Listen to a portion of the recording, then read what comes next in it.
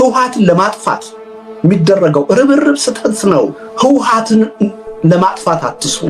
ህወሓትን ማጥፋት ዓላማ አድርጋችሁ አትንቀሳቀሱ። ይህንን ርዕስ ከራሱ ከአቶ ልደቱ አያሌው ጽሁፍ ነው ያገኘነው።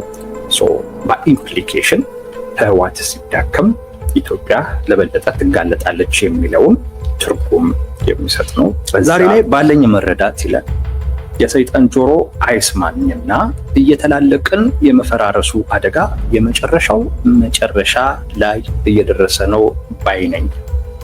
እየተላለቁ መፍረስን እውን ሊያደርግ የሚችል ሌላ ዙር አውዳሚ ጦርነት ከፊታችን አፍጥጦ እየመጣ ነውና የመጨረሻው መጨረሻ ላይ ያለ አግባብ ቲፒኤልኤፍን በኃይል በተለያየ ሴራ ለማዳከምና ለማጥፋት የሚደረገው ጥረት ችግሩን የበለጠ ያወሳስበዋል እንጂ አይጠቅምም።